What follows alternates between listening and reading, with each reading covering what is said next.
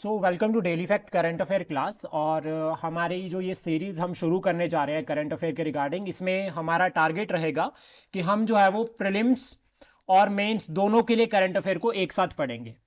Important मैं आपको बताना चाहूँगा, इससे पहले क्लास 1 हम ऑलरेडी कवर कर चुके हैं, आज हमारी क्लास 2 होगी। इसमें आपको जो है वो करंट अफेयर की मैगजीन भी मिलेगी मंथली, प्लस साथ में जो है वो आपको डेली के करंट अफेयर के नोट्स भी मिलेंगे। जो डेली करंट अफेयर के नोट्स होंगे वो आपको हैंड रिटन मिलेंगे, और ये क्लास के बाद जो है वो अपलोड कर दिए जाएंगे ग्रुप में। जो हमारा क्लास ग्रुप है उसमें इसको हम अपलोड कर देंगे। और अगर आप हमारे साथ जुड़ना चाहते हो लाइव क्लासेस के लिए तो आप हमें कॉन्टैक्ट कर सकते हो on Telegram as well as on WhatsApp. तो सबसे पहले मैं आपको सोर्सेज बताना चाहूँगा कि जो हमारे सोर्सेज है करंट अफेयर के रिगार्डिंग जिनको हम फॉलो कर रहे हैं, तो उसमें सबसे पहले न्यूज़पेपर्स में हम द हिंदू और इंडियन एक्सप्रेस दोनों को कवर कर रहे हैं। इसमें द हिंदू की अगर हम बात करें तो the Hindu analysis current affair analysis की अलग से सीरीज जो है वो हमारी चल रही है, जिसमें डेली का जो है वो द हिंदू पूरा कवर होता है। देन उसके बाद गवर्नमेंट साइट्स की अगर हम बात करें तो पीआईबी और ऑल इंडिया रेडियो, ये बिल्कुल बेसिक है। और जब हम इस अप्रोच के साथ चलेंगे तो ऑलमोस्ट हम सभी सोर्सेज को कवर करते हैं, तो करंट अफेयर कहीं भी बाहर से नहीं रहेगा। देन उसके बाद हमारा टारगेट रहेगा रिवीजन की तरफ, कि हम जो है वो जो पिछले कल पढ़ा होगा उसको आज रिवाइज भी करेंगे। और इसमें आपके लिए जो वो शुरू में क्वेश्चंस रह सकते हैं, इनके आपको आंसर्स करने हैं। तो सबसे पहले हम आज की जो क्लास शुरू करेंगे इसमें आपके लिए दो इंपॉर्टेंट क्वेश्चंस है। तो पहला क्वेश्चन जो है वो है, which one of the following statement is or are correct? NGT established in 2010, Bhopal gas tragedy held in 1983। Option C की अगर हम बात करें, बोथ करेक्ट और नन ऑफ दीज, तो इनमें से कौन सी चारों में से कौन सा ऑप्शन करेक्ट है? इसका आंसर जल्दी जल्दी बताओ। Sir A. Okay, option A. बाकी सभी बताओ। पारुल मैम के according option A, C sir, C. Yes sir, Narendra के मुझे भी अकॉर्डिंग सी। सी। सर मुझे भी ए लग रहा है, क्योंकि भोपाल गैस ट्रेजेडी शायद 1984 में हुई थी। ठीक है, और आपने क्या कहा सुमन सर? सी। ओके, आपने कहा सी ऑप्शन। बाकी कोई और बताना चाहेगा? रोहित सर?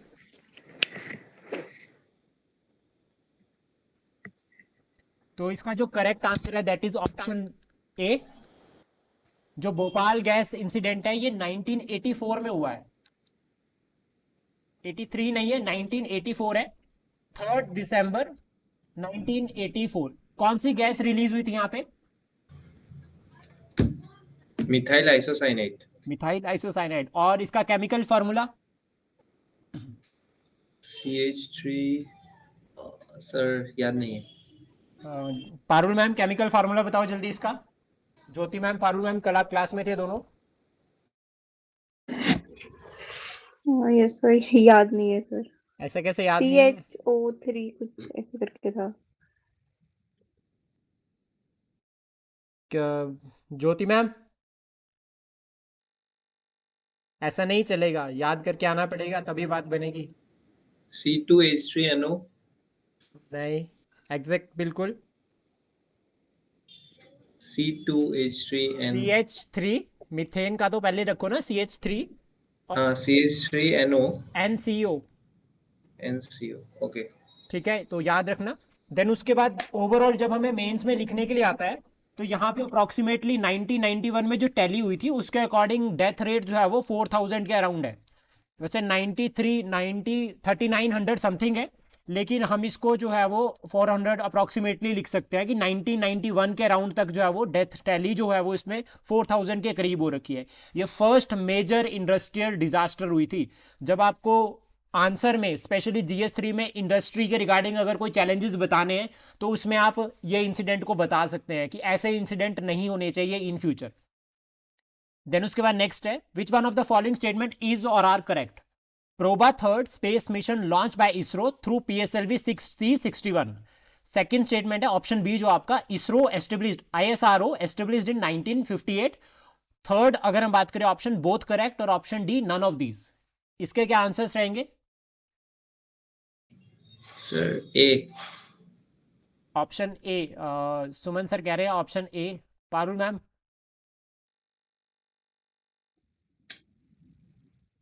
जल्दी जल्दी आंसर करो, फिर कंटिन्यू करते हैं आगे। सर ए तो गलत है, बी है शायद। ओके, पारुल मैम कह रहे हैं ऑप्शन बी। सर क्योंकि ये PSLV C-59 रॉकेट था जिससे लॉन्च हुई है प्रोबा 3।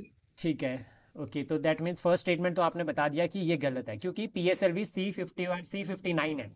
61 की तो फ्लाइट थी, लेकिन मिशन जो फ्लाई वो आपका जो ये रॉकेट है वो C-59। ठीक है, ओके। ज्योति मैम।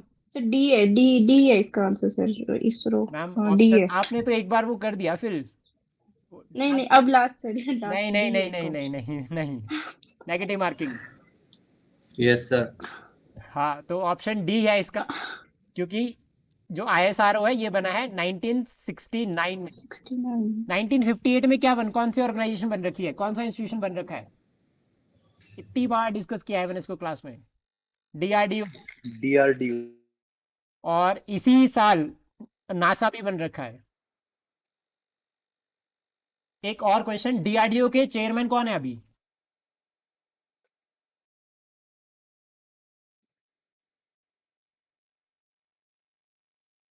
DRDO के प्रेजेंट चेयरमैन कौन है? Sir doctor Sameer V Kamat. और इसरो के ISRO? Somnath. S Somnath. Okay, ठीक है, ओके ओके। अभी रिसेंटली RBI के गवर्नर अपॉइंट हुए हैं। ठीक है, बहुत एक कंट्रोवर्सी चल रही थी इसके रिगार्डिंग RBI के, क्योंकि अभी जो पहले थे उन शक्तिकांत दास और इनके बीच में कुछ कंट्रोवर्सी रही है सेंट्रल गवर्नमेंट के बीच में। ये भी न्यूज़ में रह रही है, इसको भी कवर करेंगे। और सेकंड में अभी जो गवर्नर बने हैं उनका नाम क्या है RBI के? संजय मल्होत्रा। कौन से गवर्नर बने हैं? 26। 26। तो ये याद रखना बहुत जरूरी है। देन उसके बाद शुरुआत करते हैं करंट अफेयर की। तो सबसे पहले हम डिस्कस करेंगे WHO की report on malaria. World malaria report जो है वो WHO ने रिलीज की है, वर्ल्ड हेल्थ ऑर्गेनाइजेशन ने। और इसमें की हेडलाइन की बात करें जिसकी वजह से ये काफी न्यूज में है, तो इसमें यह कहा गया है कि भारत ने काफी अच्छी सिग्निफिकेंट प्रोग्रेस जो है वो मलेरिया को कम करने के, जो मलेरिया के केसेस है उसको कम करने के लिए भारत ने काफी जो है वो एफर्ट्स किए हैं, और वो सक्सेसफुली जो है वो रिजल्टेड भी हुए हैं, उनमें एक प्रोग्रेस देखी गई है। इसमें इंसिडेंट मलेरिया के केसेस और जो मोर्टेलिटी है वो दोनों ही कम हुई है भारत में। तो बेसिक अगर हम बात करें मलेरिया के रिगार्डिंग, तो एक आपका पैरासाइट है जिसमें अगर हम बात करें एनोफिल्स मॉस्किटो, ये फीमेल है जिसकी बाइट से जो है वो मलेरिया फैलता है।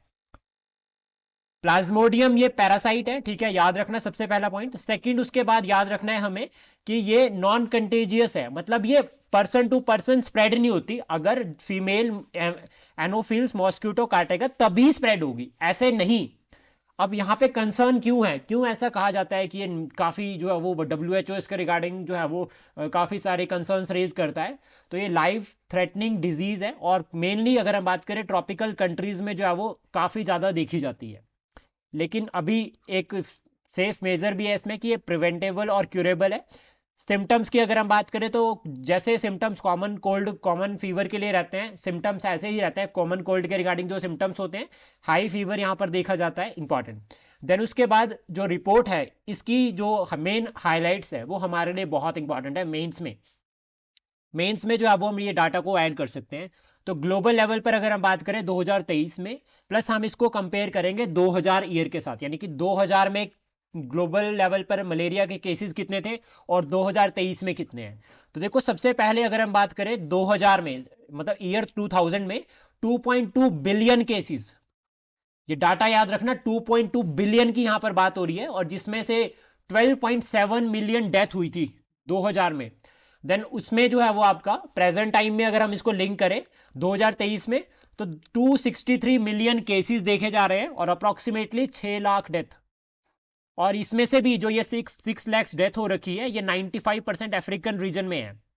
तो इससे ये क्लियर होता है कि अफ्रीकन जो कंट्री है या अफ्रीकन जो कॉन्टिनेंट है या अफ्रीकन जो रीजन है वहां पर जो है हेल्थ रिगार्डिंग इंफ्रास्ट्रक्चर जो है वो प्रॉपर उतना बेटर नहीं है, जिसकी वजह से वहां पर काफी जो है वो डेथ देखी जा रही है। क्योंकि मलेरिया जो है वो क्यूरेबल भी है और प्रिवेंटेबल भी है। अब अगर प्रिवेंटेबल और क्यूरेबल दोनों है तो दैट मीन्स कहीं ना कहीं हेल्थ केयर जो इंफ्रास्ट्रक्चर है उसमें जो है वो बहुत सारे चैलेंजेस है, जिसकी वजह से प्रॉपर जो है वो ट्रीटमेंट नहीं मिल पाता। अब हम इसको अपने आंसर में भी इंक्लूड कर सकते हैं एज एन एग्जाम्पल जब हम बात करते हैं अफ्रीकन नेशंस के साथ हमें अच्छे रिलेशंस बनाने हैं, ठीक है, डिप्लोमेटिक लेवल पर, तो हम बता सकते हैं कि हेल्थ सेक्टर एक बहुत अच्छी अपॉर्चुनिटी है हमारे लिए, कि जो है वो भारत क्या कर सकता है कि अफ्रीकन नेशंस में हेल्थ सेक्टर में इन्वेस्ट कर सकता है। तो उससे ह्यूमन वैल्यूज़ को भी प्रमोट किया जाएगा, ह्यूमन राइट्स को भी प्रमोट किया जाएगा, प्लस हमारा जो एक सॉफ्ट पावर नेचर है भारत का, जो फॉरेन पॉलिसी का, वो भी प्रमोट होगा।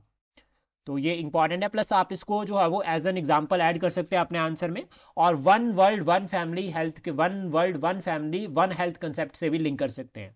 देन उसके बाद 2023 में केसेस तो ऑलमोस्ट हमने देख लिया कि 263 मिलियन केसेस है, और लेकिन एक फैक्ट और भी यहाँ पर आता है कि 44 कंट्रीज जो है वो मलेरिया फ्री हो चुकी है, और मोस्ट रिसेंट की अगर हम बात करें तो वो है इजिप्ट।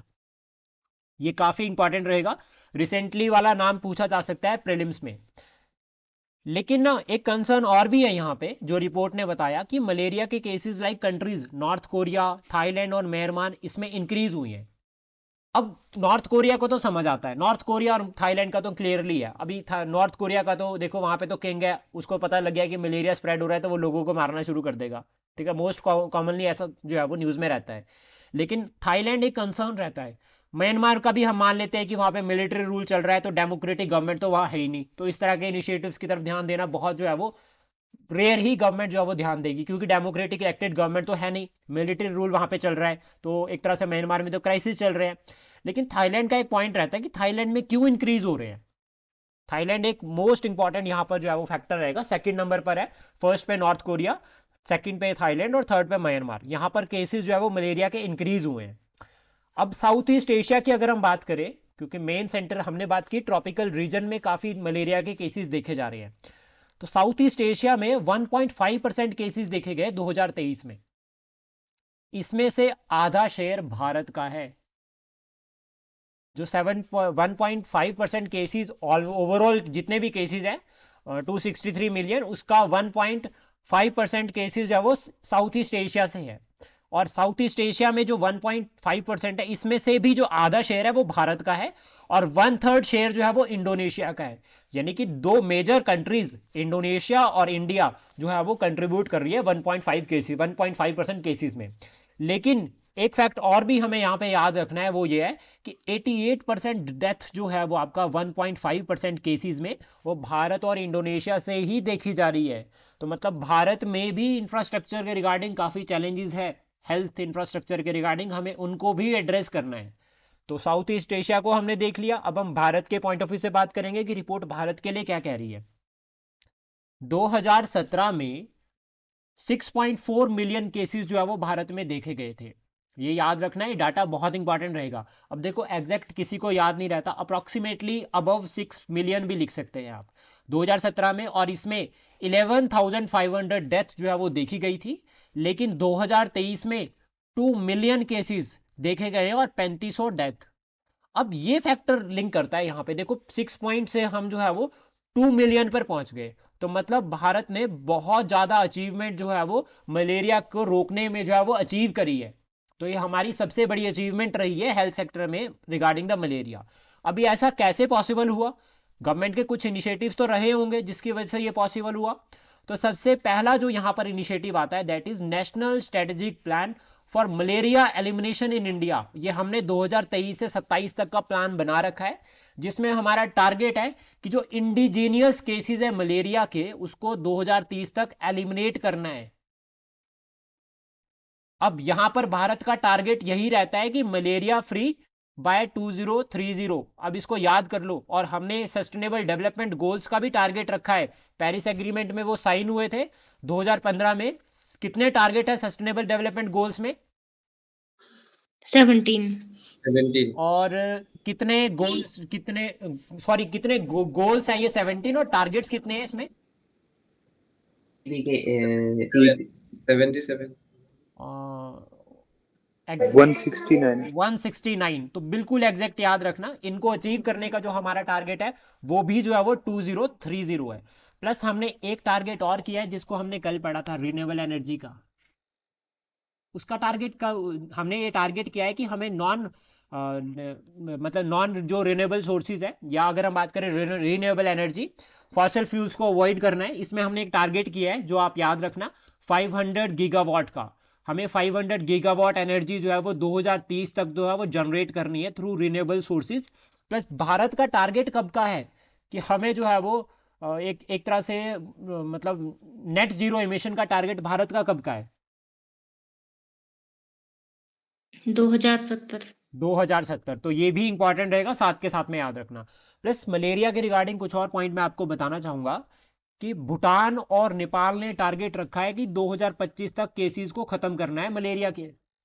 मतलब भूटान और नेपाल ये प्लान करके बैठे हैं कि 2025 तक मलेरिया एलिमिनेट। ऐसा इसलिए क्योंकि 2022 में भूटान में कोई भी केस नहीं देखा गया था, प्लस नेपाल में सिर्फ 34 केसेस आ रखे हैं। तो दैट मीन्स मलेरिया को कम करने के लिए, मलेरिया के केसेस को रोकने के लिए भूटान और नेपाल भारत से आगे हैं। ये बेसिक हम याद करके रख सकते हैं, ठीक है। देन उसके बाद नेक्स्ट जो न्यूज़ रहती है ये काफ़ी इंपॉर्टेंट रहेगी पॉलिटी के पॉइंट ऑफ व्यू से, GS2 में आपको हेल्प करने वाली है। Impeachment motion against a sitting जज of Allahabad high court.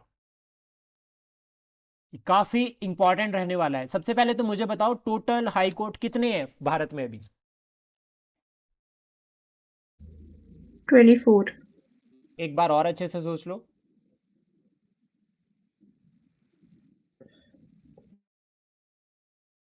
Latest one कौन सा है?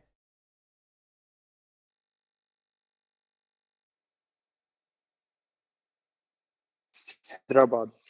हाँ जी, हैदराबाद होगा सर। देखो 25 कोर्ट्स हैं।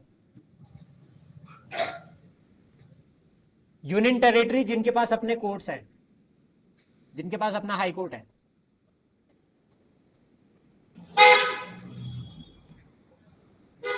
दिल्ली एक तो दिल्ली सर, और पंजाब जम्मू एंड हरियाणा कश्मीर हाई भी है court. Sir. Punjab and Haryana high court Delhi, sorry आपका चंडीगढ़, पंजाब एंड हरियाणा का है।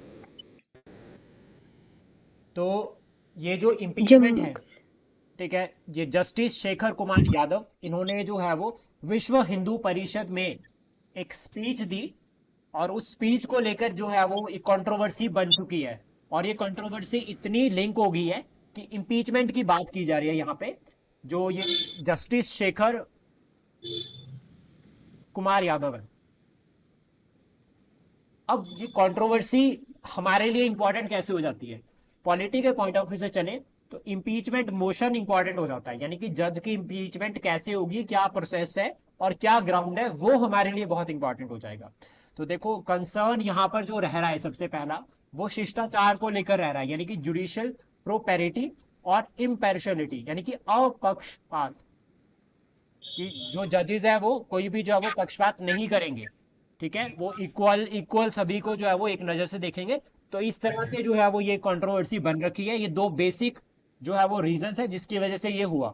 अभी यहाँ पर क्या हुआ है कि 55 मेंबर्स राज्यसभा के, माइक ऑफ करना है जिसका माइक ऑन है, यहाँ पर ध्यान रखना कि 55 मेंबर्स राज्यसभा से अभी ये रेजोल्यूशन राज्य मोशन जो है वो मतलब ये जो मेनली आपका इम्पीचमेंट का जो मोशन है ये राज्यसभा में इंट्रोड्यूस हुआ और यहाँ पर 55 मेंबर्स ने जो है वो सेक्रेटरी जनरल है जो राज्यसभा के, उनको जो है वो ये सबमिट किया है मोशन, जिसमें ये डेलीगेशन को लीड किया था कपिल सिब्बल ने।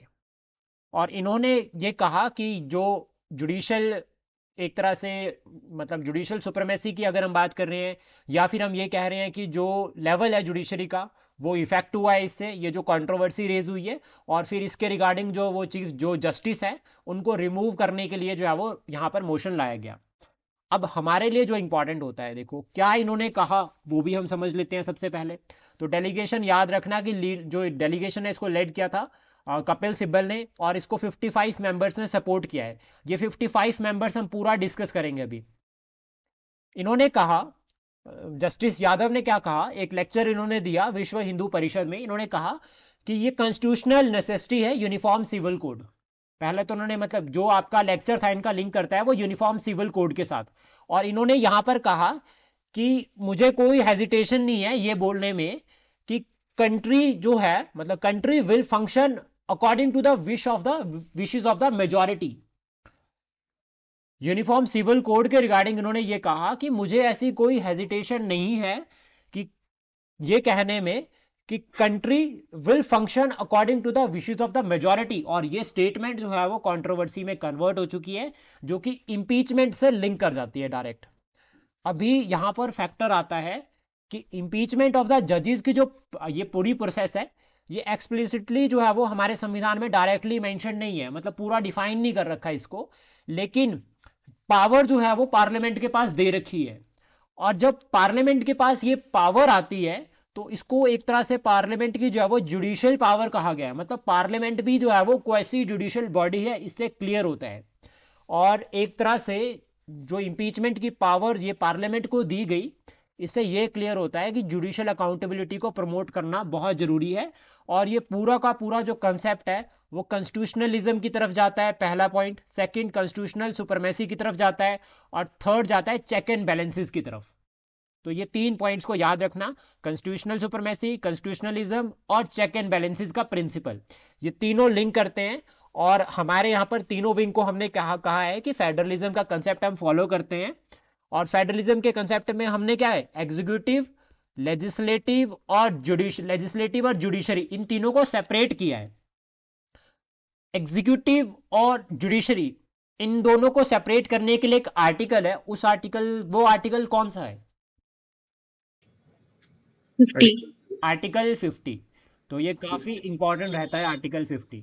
देन उसके बाद जो इंपॉर्टेंट आर्टिकल्स जो रिमूवल प्रोसेस से लिंक करते हैं जजेस के रिगार्डिंग, तो हाई कोर्ट में अगर हम बात करें तो आर्टिकल 218 जो हमारे लिए इंपॉर्टेंट रहेगा, और आर्टिकल 124 का सब क्लॉज 4, ये जो है वो आपका लिंक करता है removal of the supreme court जजेस। टोटल हाई कोर्ट याद रखना 25 है, ठीक है। देन ग्राउंड की अगर हम बात करें तो 2 ग्राउंड यहां पर मेंशन्ड है, एक मिसबिहेवियर और दूसरा इनकैपेसिटी। अब 2 ग्राउंड याद रखना, इन मिसबिहेवियर और इनकैपेसिटी। अभी किस तरह से होगा ये हम पूरा प्रोसेस को भी आगे डिस्कस करेंगे। तो सबसे पहले हम मिसबिहेवियर में अगर हम बात करें तो इंक्लूड होता है कि breach of ethical and professional standards of the judiciary, की जो प्रोफेशनल स्टैंडर्ड्स है जुडिशरी के, उनका जो है वो ब्रीच होता है, उनको जो है वो नहीं फॉलो किया जाता है प्रॉपरली, या रूल्स रेगुलेशंस को तोड़ा जाता है। तो कहीं ना कहीं जो स्टेटमेंट है वो कहीं ना कहीं एक तरह से मिसबिहेवियर एथिकल कंसर्न के साथ लिंक करती है। सेकेंड, उसके बाद इनकैपेसिटी की अगर हम बात करें कि कोई भी जज है वो अपनी ड्यूटीज को परफॉर्म करने के लिए इनेबल है, इसमें वो फिजिकली और मेंटली इंक्लूड किया गया है। फिजिकली मतलब वो साल भर की छुट्टी लेके चला गया, और मेंटली अगर हम बात करें थोड़ा इश्यूज रह रहे हैं, लाइक डिसीजन प्रॉपर नहीं दे पा रहा है, ठीक है, केस प्रॉपर स्टडी नहीं कर पा रहा है, तो ये भी रीजन हो सकता है इनकैपेसिटी के रिगार्डिंग। अभी प्रोसेस की अगर हम बात करें तो देखो सबसे पहले इंपीचमेंट मोशन आता है। ये प्रोसेस को मैंने बहुत सिंपल बनाने की कोशिश की है डायग्राम फॉर्मेट में, और अगर आपको एग्जाम में आता है कि इंपीचमेंट प्रोसेस को बताओ तो आप इस तरह का फ्लो चार्ट जो है वो बना सकते हैं। तो इंपीचमेंट मोशन, अब देखो ये लोकसभा और राज्यसभा दोनों में से किसी में भी इंट्रोड्यूस हो सकता है। तो दैट मींस इंपीचमेंट के रिगार्डिंग राज्यसभा और लोकसभा दोनों के पास क्या है, इक्वल पावर है। Rajya Sabha upper house, Lok Sabha lower house, लेकिन इंपीचमेंट के रिगार्डिंग दोनों के पास इक्वल पावर है। अब मुझे जल्दी जल्दी बताओ, राज्यसभा के पास कोई एक स्पेशल पावर और लोकसभा के पास कोई एक स्पेशल पावर, मतलब वो सिर्फ लोकसभा से ही लिंक होती है, और स्पेशल पावर एक जो राज्यसभा से ही लिंक होती है।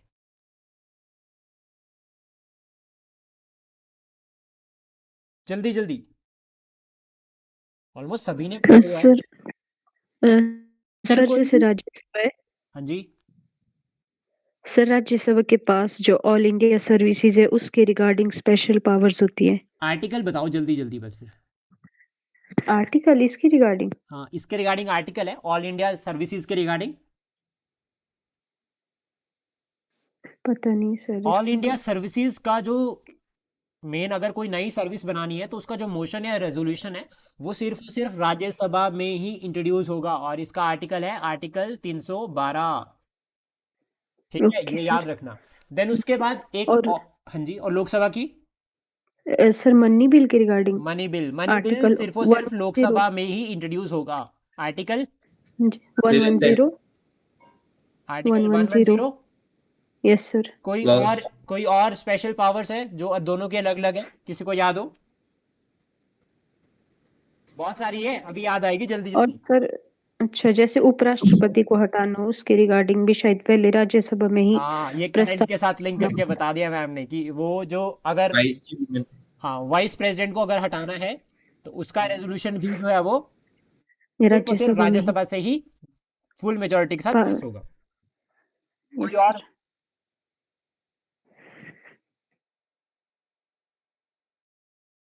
कोई और किसी को पता हो? बहुत सारी है। नो कॉन्फिडेंस मोशन सिर्फ लोकसभा में ही इंट्रोड्यूस होगा, ठीक है। और अगर स्टेट्स बोलती है कि संविधान में कोई अमेंडमेंट करनी है तो उसका रेजोल्यूशन भी राज्यसभा में ही इंट्रोड्यूस होगा सिर्फ, क्योंकि राज्यसभा में स्टेट्स के रिप्रेजेंटेटिव्स होते हैं। तो बेसिक डिफरेंस भी क्लियर हो गया लोकसभा और राज्यसभा के बीच में क्या है। यस और no? Yes sir, yes sir. Yes sir. ये जो इंपीचमेंट मोशन है regarding the removal of the जजेस, लोकसभा में 100 मेंबर की सपोर्ट चाहिए और राज्यसभा में 50। इनको कितने मिल गए अभी प्रेजेंट टाइम में? 55। तो मतलब मोशन को एडमिट तो किया जा सकता है। अभी ये डिसाइड कौन करता है? ये डिसाइड करता है प्रिसाइडिंग ऑफिसर, स्पीकर लोकसभा के केस में और चेयरमैन राज्यसभा के केस में। लेकिन अब यहां पे तो फैक्टर एक और भी आता है कि जो राज्यसभा के चेयरमैन है उनके अगेंस्ट भी मोशन लग रखा है। पढ़ा आपने ये न्यूज में? Yes sir. तो अभी ये भी फैक्टर रहता है, तो इसको भी ध्यान में रखना।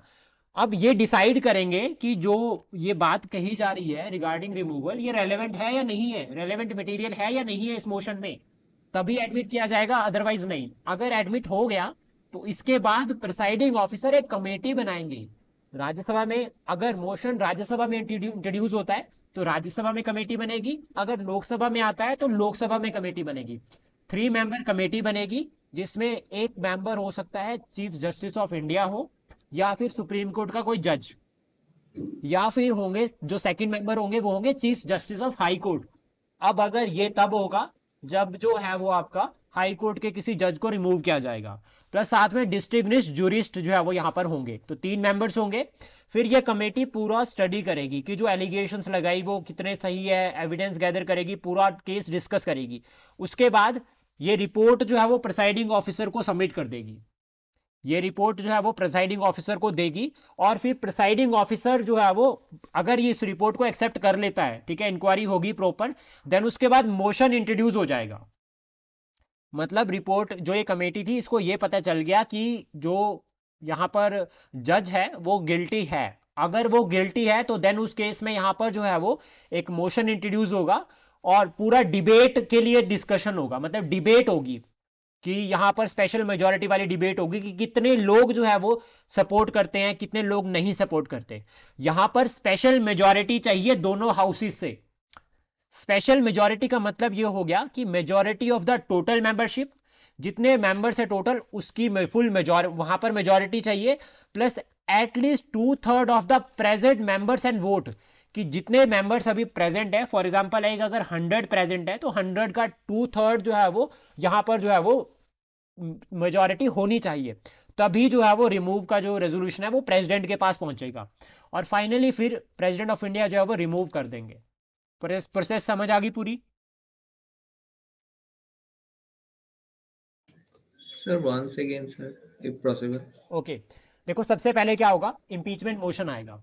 फिर इंपीचमेंट मोशन को सपोर्ट चाहिए कि कितने लोग इसको सपोर्ट कर रहे हैं। जैसे फॉर एग्जांपल है कि यू आर एमपी, आप एमपी हो, ठीक है, और आपने क्या बोला कि हमें इस जज को रिमूव करना है, ठीक है। अब उस केस में क्या हुआ, यहाँ पे आपने बोला, अब आपने बोल दिया भाई अब आपकी सपोर्ट के लिए मेंबर्स भी है कोई, तो अगर आप लोकसभा से हो तो आपको 100 मेंबर चाहिए तभी आपकी बात को माना जाएगा। लेकिन अगर आप राज्यसभा से हो तो 50 मेंबर, तो देखो राज्यसभा का मेंबर बन जाना इजी रहेगा। देन उसके बाद फिर स्पीकर डिसाइड करेंगे कि जो आपने बात कही वो सच है या नहीं है। देन उसके बाद अगर आपकी बात एक्सेप्ट कर ली स्पीकर ने, तो फिर उसके बाद जो प्रिसाइडिंग ऑफिसर होगा वो क्या करेगा, एक 3 मेंबर कमेटी बनाएगा पूरी इंक्वायरी के लिए। फिर अगर वो इंक्वायरी में जो है वो सारे एविडेंस आ गए, सब कुछ क्लियर हो गया, देन उसके बाद अगर वो एविडेंस से क्लियर होता है कि गिल्टी है, तो देन उस केस में क्या होगा, फिर एक पूरी की पूरी सेशन बैठेगा और वो सेशन में डिबेट होगा। फिर डिसाइड करेंगे स्पेशल मेजॉरिटी के साथ रिमूव करना है या नहीं करना है। अगर special majority with 2/3 special majority में हमने यहाँ पर बात की है टोटल मेंबर मतलब full majority, total membership of the house plus साथ में एटलीस्ट 2/3 प्रेजेंट मेंबर्स की वोट होगी इसमें और उनका सपोर्ट होगा। फिर फाइनली क्या होगा यहाँ पर कि रिमूवल का जो प्रोसेस है वो प्रेसिडेंट के पास पहुंच जाएगा और फिर प्रेसिडेंट ऑफ इंडिया रिमूव कर देंगे। Final authority president of India के पास होती है, वही रिमूव करते हैं। Clear? Okay sir, thank you. Motion कौन लाएगा हाँ जी, रिमूवल वाला? मोशन कौन लाएगा सर? एमपी। कोई भी ला सकता है, किसी भी हाई कोर्ट या सुप्रीम कोर्ट के जज। हाँ जैसा अभी आ गया, मिसबिहेव और इसके चलते हैं ना, ऐसे तो मिसबिहेवियर नहीं और कर इनकैपेसिटी। सर आज तक तो किसी भी वाइस आगे प्रेसिडेंट के against- वाइस प्रेसिडेंट पे नहीं जा रहे हम अभी हम जज की बात कर रहे हैं। ओके और ये प्रीवियस अटेम्प्ट हो रखे हैं। जस्टिस वी रामास्वामी 1993 में impeachment attempt, justice Soumitra Sen 2011 remove नहीं किया गया लेकिन इंपीचमेंट अटेम्प्ट हो रखे हैं। अभी इसका पूरे का सिग्निफिकेंस क्या रहता है वो इंपॉर्टेंट है। तो देखो, एक तो जुडिशियल अकाउंटेबिलिटी को ये प्रमोट करता है। जब हम कंक्लूजन पे जाते हैं तो हम इस तरह से लिख सकते हैं कि जो जुडिशियल अकाउंटेबिलिटी है उसको ये प्रमोट करता है, कॉन्स्टिट्यूशनल वैल्यूज को ये प्रमोट करता है, क्योंकि कहीं ना कहीं हमारे कॉन्स्टिट्यूशन का एक बेसिक प्रिंसिपल है ना चेक एंड बैलेंसेस का, तो उसको ये प्रमोट कर रहा है। जुडिशियल इंडिपेंडेंस को भी कहीं ना कहीं ये लिंक करता है, क्योंकि अगर जुडिशरी में कोई चैलेंजेस नहीं है तो उससे जुडिशियल इंडिपेंडेंस भी रहती है। डेमोक्रेटिक स्पिरिट को ये प्रमोट करता है, अलाइव करता है। तो इस तरह से हम इसको कंक्लूड कर सकते हैं at the end. I hope ये आपको क्लियर हुआ होगा। देन उसके बाद नेक्स्ट टॉपिक है बर्थ एनिवर्सरी ऑफ सी राजागोपालाचारी। और जब मैंने इस टॉपिक को पढ़ा तो मुझे इतने इंटरेस्टिंग फैक्ट्स मिले हैं जो कि मैंने पहले नहीं सोचे थे। 10 दिसंबर को जो है वो उनकी बर्थ एनिवर्सरी होती है और हमारे जो प्राइम मिनिस्टर है उन्होंने ट्रिब्यूट पे किया। तो बेसिक फैक्ट हमें सी राजागोपालाचारी जी के बारे में याद रखने हैं। तो सबसे पहला तो इन्हें राजा जी कहा जाता था, पॉपुलरली जो है वो राजा जी कहा गया। फ्रीडम फाइटर थे, सोशल रिफॉर्मर। इनका बर्थ जो है वो 10 दिसंबर 1878 में मद्रास में हो रखा है। और मद्रास प्रेजेंट टाइम में अगर हम बात करें तो तमिलनाडु रीजन। ठीक है, बेसिक याद रखना है। देन उसके बाद जब कर्जन ने पार्टीशन डिक्लेयर किया था 1905 में, बंगाल पार्टीशन, तो ये उससे बहुत ज़्यादा इफेक्ट हुए थे। और साथ में एक तो उससे इफेक्ट हुए थे, सेकंड उसके बाद जो तिलक, बाल गंगाधर तिलक की जो पॉलिसी थी फॉर कंप्लीट इंडिपेंडेंस, उसने भी इनको बहुत प्रभावित किया था। और फाइनली ये दो मेन इंसिडेंट से जिनकी वजह से इन्होंने फ्रीडम स्ट्रगल में जो है वो एंट्री कर ली। इन्होंने आईएनसी को ज्वाइन किया और जब इन्होंने आईएनसी को ज्वाइन किया तो उस टाइम पे गांधीयन फेज शुरू हो जाती है। तो गांधी जी की अगर हम बात करें तो गांधी जी ने एंटी रॉल अटैक जो सत्याग्रह शुरू किया था तो उसमें इन्होंने जो है वो सपोर्ट किया था। और चेन्नई में जो है वो एजिटेशन जो है वो उन्होंने लॉन्च करा था under the Gandhian roll attack, anti roll attack सत्याग्रह। लेकिन गांधी जी ने जो है वो रॉल अटैक सत्याग्रह को वापस ले लिया था after the Jallianwala Bagh incident. अब उसके बाद सेकंड यहां पर अगर हम बात करें इंसिडेंट की, पूरा सीक्वेंस वाइज मैंने इसको बना रखा है, ईयर वाइज। इसके बाद डांडी मार्च हुआ था, यानी कि आपका सॉल्ट सत्याग्रह, जिसको सिविल डिसोबीडियंस मूवमेंट भी कहा गया है, 1930। तो यहां पर इन्होंने तिरुचि से लेकर वेदारण्यम तक जो है वो इन्होंने जो है वो सत्याग्रह लॉन्च किया था और इसमें इनको अरेस्ट भी किया गया है। ठीक है, याद रखना। देन उसके बाद क्विट इंडिया मूवमेंट के टाइम पे इन्होंने एक पैम्पलेट लॉन्च की थी जिसका नाम था द वे आउट। और सीआर फॉर्मूला सबने पढ़ रखा है, CR formula regarding Hindu Muslim unity, जिसमें मुस्लिम लीग और आईएनसी के बीच में कॉम्प्रोमाइज करने की बात की गई थी कि एक मुस्लिम अलग से नेशन नहीं बनने देना है। सीआर फॉर्मूला, ये जो सीआर फॉर्मूला था ना, ये भाई इस पैम्पलेट में मेंशन्ड है, द वे आउट, इसमें उन्होंने इसको बताया था। तो जो आपका सीआर फॉर्मूला है इसको आउटलाइन किया गया है द वे आउट में, और ये एक पैम्पलेट था जो क्विट इंडिया मूवमेंट के टाइम पे लॉन्च किया था इन्होंने। देन उसके बाद 1925 में इन्होंने एक आश्रम बनाया था मद्रास में सोशल अपलिफ्टमेंट के लिए। ये जो आश्रम है इसकी दो मैगजीन्स थी, एक का नाम था विमोचनम जो तमिल में थी और सेकंड था प्रोहिबिशन, ये इंग्लिश में थी। तो याद रखना, जिस तरह से एग्जाम में पूछी जाती है ना, ये मैगजीन्स और जर्नल्स छुपा कर लेकर आते हैं, पता नहीं कहां से ढूंढ कर लेकर आते हैं एग्जाम वाले, तो वो ऐसे, ये पीआईबी का है ये, तो पीआईबी गवर्नमेंट साइट है जहां से हमने इसको उठा रखा है। देन उसके बाद 1937 में ये मद्रास के प्राइम मिनिस्टर बने थे। मद्रास जो प्रोविंस था उसके जो है वो प्राइम मिनिस्टर बने थे 1937 में। ये बहुत इंपॉर्टेंट है, ध्यान रखना। देन उसका रिफॉर्म्स की अगर हम बात करें तो सोशल इक्वालिटी की तरफ इन्होंने काम किया, educational upliftment specially weaker section की अगर हम बात करें, विमेन इंपावरमेंट की इन्होंने बात की, प्लस वुमेन का जो रोल है फ्रीडम स्ट्रगल में उसको भी जो है वो उन्होंने हेल्प करी, उसकी प्रमोशन में भी, हार्मोनी और ब्रदरहुड को प्रमोट करने के लिए भी जो है उन्होंने काफी एफर्ट्स दिए, प्लस साथ में इन्होंने खादी को भी प्रमोट किया। खादी यानी कि आज के टाइम पे अगर हम बात करें तो आत्मनिर्भर भारत अभियान। और अबॉलिशन ऑफ जमींदारी सिस्टम की अबॉलिशमेंट में इनका बहुत इंपॉर्टेंट रोल रहता है। पोस्ट इंडिपेंडेंस अगर हम बात करें तो गवर्नर ऑफ वेस्ट बंगाल के गवर्नर बने, plus first governor general of independent India 1947 में ये बने थे, और ये ऑफिस परमानेंटली अबॉलिश किया गया था 1950 में। जब ये ऑफिस अबॉलिश कर दिया 1950 में, तो इसके बाद कौन सा ऑफिस शुरू हुआ था?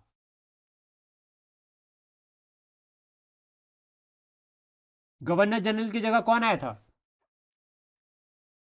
जल्दी बताओ, जल्दी जल्दी, we have less time. President of India, ठीक है। जब हमारे फर्स्ट होम मिनिस्टर जो थे सरदार पटेल, उनकी डेथ के बाद ये होम मिनिस्टर बने थे, और इनका काफी रोल रहता है फर्स्ट 5 ईयर प्लान में। देन उसके बाद 1959 में इन्होंने स्वतंत्रता पार्टी बनाई थी, और ये जो पार्टी थी ना, इन्होंने एडवोकेट किया था मार्केट इकोनॉमी की तरफ। ये मुझे नया पता चला, मतलब मार्केट इकोनॉमी मतलब जो गवर्नमेंट, जो लाइसेंस राज सिस्टम था, इन्होंने कहा था कि भाई वो नहीं चाहिए, यानी कि गवर्नमेंट का लेस कंट्रोल होना चाहिए मार्केट के ऊपर, मार्केट को थोड़ा फ्री करना चाहिए। तो उन्होंने एक तरह से एडवोकेट किया था मार्केट इकोनॉमी की तरफ, गवर्नमेंट का लेस कंट्रोल। देन उसके बाद 1962 में राजा जी ने एक ना डेलीगेशन लेड किया था, और ये डेलीगेशन यूएस लेकर गए थे, जिसमें इन्होंने एक तरह से कहा था कि न्यूक्लियर फ्री वर्ल्ड बनाना है। मतलब जो ये न्यूक्लियर टेस्ट हो रहे हैं भाई, इसको रोको, न्यूक्लियर फ्री वर्ल्ड। तो जहां पर आप पीस प्रोस्पेरिटी की बात करते हैं, न्यूक्लियर फ्री की बात करते हैं, वहां अगर आप राजा जी को ऐड कर देते हैं तो you will get marks, extra number आपको मिलेंगे, तो इसको याद रखना अपने माइंड में। देन 1958 में, सबसे पहले तो 1954 में अगर हम बात करें तो उनको भारत रत्न मिल रखा है, इसको इन डिटेल डिस्कस करेंगे। देन उसके बाद साहित्य अकेडमी अवार्ड भी इनको मिल रखा है 1958 में, तमिल लैंग्वेज के लिए। और जो साहित्य अकेडमी अवार्ड है ये शुरू किया गया था 1954 में। ये 22 ऑफिशियल लैंग्वेजेस जो हमारी है, जो हमारी 8th शेड्यूल में मेंशन्ड है, प्लस साथ में इंग्लिश और राजस्थानी, यानी कि टोटल 24 लैंग्वेजेस में जो है वो ये दिया जाता है। शुरुआत जो है वो 1954 में हुई थी। आपके लिए क्वेश्चन है कि 2023 में किसको मिल रखा है और 2024 में किसको मिल रखा है साहित्य अकेडमी अवार्ड, ये आपको कमेंट बॉक्स में बताना है, या फिर जो है वो आप इसके आंसर जो है वो क्लास ग्रुप में कर सकते हैं। कल भी मैं आपसे इनको पूछ सकता हूं। भारत रत्न की अगर हम बात करें तो पहले हैं जिनको भारत रत्न मिल रखा है, फर्स्ट, और ये जो है वो हाईएस्ट सिविलियन ऑनर है, जिसकी शुरुआत ही 1954 में हुई थी। 2024 में अगर हम डेथ की बात कर लेते हैं, इनकी डेथ जो है वो 25 दिसंबर 1972 में हो रखी है। तो देखो अब तो ये भी क्लियर हो गया कि अभी 25 दिसंबर भी आने वाला है, और 25 दिसंबर को जो है वो गुड गवर्नेंस डे भी जो है वो ऑब्जर्व करते हैं। गुड गवर्नेंस डे वाले दिन किसकी बर्थ एनिवर्सरी को हम जो है वो as a good governance celebrate करते हैं या ऑब्जर्व करते हैं? आज ही न्यूज में था ये, अटल बिहारी वाजपेयी जी। अटल बिहारी वाजपेयी। हाँ, तो ये साथ में याद रखना। देन उसके बाद भारत रत्न के बारे में अगर हम बात करें तो 2024 में जिनको मिल रखा है, सबसे पहले है कर्पूरी ठाकुर, इनको जननायक भी कहा गया है। ये भारत जो बिहार है उसके सीएम रहे हैं 2 बार। इसके बाद नेक्स्ट पर्सनालिटी है इसमें मनकोम्बू, ठीक है, संभिस्वन, इनको मिल रखा है, और इनका रोल जो है वो ग्रीन रेवोल्यूशन में रहा है। Father of green revolution in India कौन है? Father of green revolution MS Swaminathan. और वर्ल्ड लेवल पर अगर हम बात करें नॉर्मन बॉर्लोग। ठीक है। अच्छा, ये जो ग्रीन रेवोल्यूशन है ये कौन से 5 ईयर प्लान में आया था? थर्ड 5 ईयर प्लान में, ठीक है, गुड। अच्छा, इसके बाद एक सेकंड ग्रीन रेवोल्यूशन भी हो रखा है। सेकंड ग्रीन रेवोल्यूशन वो कौन से ईयर में हो रखा है? 1980 से लेकर 1985 तक यहां पर सेकंड ग्रीन रेवोल्यूशन है। जो पहला ग्रीन रेवोल्यूशन है वो Punjab, Haryana and western UP में है, लेकिन जो आपका सेकंड ग्रीन रेवोल्यूशन है वो eastern states, UP, eastern, Bihar, Jharkhand, इस वाले रीजन में हो रखा है। देन उसके बाद यहाँ पर जो थर्ड मिल रखा है वो PV Narasimha Rao, 9th prime minister of India 1991 से लेकर 1996, और इन्होंने भारत की जो फॉरेन पॉलिसी थी उसको रिसेट किया था। एलपीजी रिफॉर्म्स यहाँ पर देखे जा रहे हैं। और लोकल सेल्फ गवर्नमेंट यानी कि 73rd constitutional amendment act, 74th constitutional amendment act, village panchayat और अर्बन लोकल बॉडीज, इसको जो है वो एक तरह से यहाँ पर डेमोक्रेटिक डिसेंट्रलाइजेशन भी कहा गया है। इनके टाइम पे काफी इंपॉर्टेंट इनिशिएटिव्स जो है वो भारत सरकार ने लिए, तो इसलिए इनको मिल रखा है। प्लस याद रखना पीवी नरसिम्हा राव को फादर ऑफ इंडियन इकोनॉमी भी कहा जाता है। फादर ऑफ इंडियन इकोनॉमी, जो पॉइंट्स मैं आपको साथ साथ बताता हूं उनको नोट डाउन करते रहना, रेस्ट पीडीएफ आपको आफ्टर द क्लास मिल जाएगी ग्रुप में। देन लाल कृष्ण आडवाणी जी की अगर हम बात करें तो इनको भी मिल रखा है, ये 7th डिप्टी प्राइम मिनिस्टर थे और इसके बाद कोई डिप्टी प्राइम मिनिस्टर नहीं बन रखा है। 1999 से लेकर 2004 तक जो है वो डिप्टी प्राइम मिनिस्टर उन्होंने वर्क किया था। देन उसका 5th अगर हम बात करें यहाँ पे तो चौधरी चरण सिंह, इनको भी जो है वो भारत रत्न मिल रखा है। ये फॉर्मर यूपी के सीएम थे पहले, ठीक है, याद रखना। देन उसका 5th prime minister of India भी है और इन्होंने बहुत इंपॉर्टेंट रोल प्ले किया है abolition of zamindari system in Uttar Pradesh, और ये गांधी जी को फॉलो करते थे, ठीक है। तो ये बेसिक है, हमें याद रखना है। देन उसके बाद नेक्स्ट अगर हम बात करें तो ये शॉर्ट फिन माको शार्क है, ठीक है। ये न्यूज में इसलिए रहती है क्योंकि ये एक तो largest predatory and highly migrated shark species है। ये ओपन ओशन में रहती है। हैबिटेट की अगर हम बात करें तो टेम्परेट या ट्रॉपिकल जो ओशन वाटर है उसमें आपको ये मिलती है। डाइट की अगर हम बात करें यानी कि ये कैसे जीवित रहती है, तो ये बोनी फिश, जिसमें टूना फिश की अगर हम बात करें उनको खाती है। और ये बोनी फिश और टूना फिश जनरली आपको कॉन्टिनेंटल शेल्फ रीजन में मिलेगी। कॉन्टिनेंटल शेल्फ क्या होती है पारुल मैम? कोई और भी बता सकता है?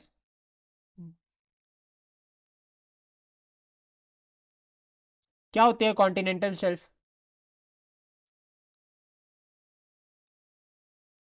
हमारी जो करंट अफेयर की क्लास होगी ना, इसके लिए प्रिपेयर होके आना। यहाँ पे आपको जीएस के क्वेश्चंस भी आ सकते हैं क्योंकि हम करंट अफेयर को बिल्कुल जीएस के साथ लिंक करके पढ़ेंगे, स्टैटिक के साथ लिंक करके पढ़ेंगे। क्या होता है कॉन्टिनेंटल शेल्फ, कौन बताएगा?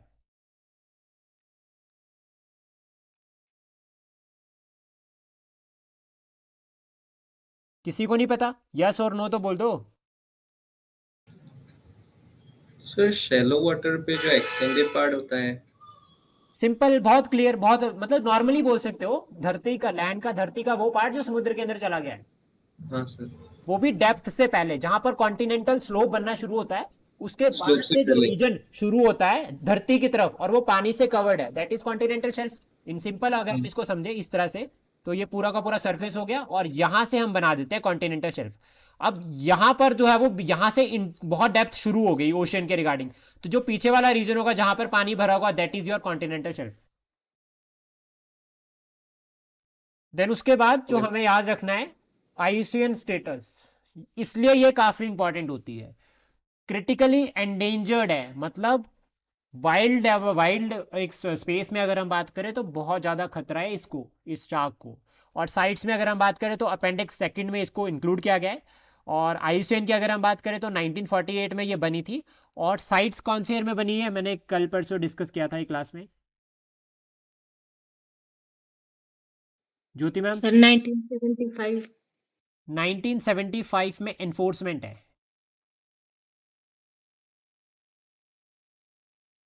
1973 में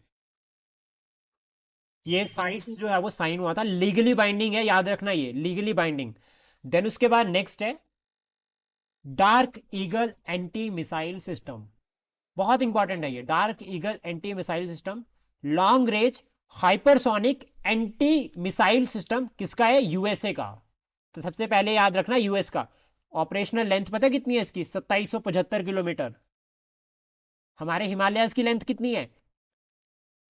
अप्रोक्सीमेटली 2400 किलोमीटर। गंगा की लेंथ ही 25-25 है।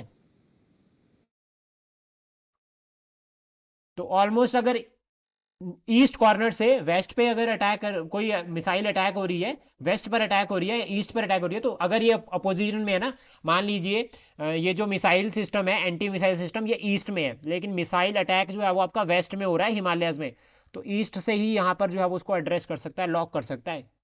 इतना पावरफुल है ये सिस्टम। भारत के पास S-400 है जो हमने रशिया से लिया है। देन उसके बाद हमारा जो नेक्स्ट टॉपिक रहेगा और ये लास्ट टॉपिक है आज का, that is global report on trafficking in person 2024। इसको रिलीज करता है United Nations office on drug and crime. इसमें जो मेनली कहा गया है, ये आप जो हो वो वुमेन के रिगार्डिंग चैलेंजेस में बता सकते हैं इस डाटा को, कि वुमेन और गर्ल्स जो है वो विक्टिम्स है इसमें। 62% 2022 में जितने भी केसेस हुए थे उसका जो 62% है वो वुमेन और गर्ल्स से लिंक करता है।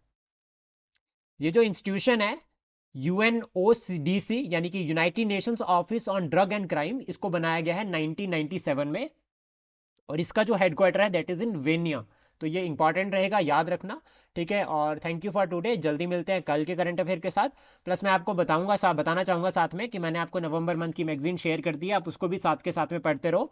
हम जो है वो नवंबर के करंट अफेयर को भी बीच में ही साथ के साथ में डिस्कस करते रहेंगे, ताकि हमारे प्रीवियस करंट अफेयर भी कवर हो जाए और जो साथ में अभी जो करंट अफेयर में चल रहे हैं वो भी कवर हो जाए। मैं आपको अपडेट करता रहूंगा कि कौन से करंट अफेयर कौन से मंथ से लिंक कर रहे हैं। Thank you for today.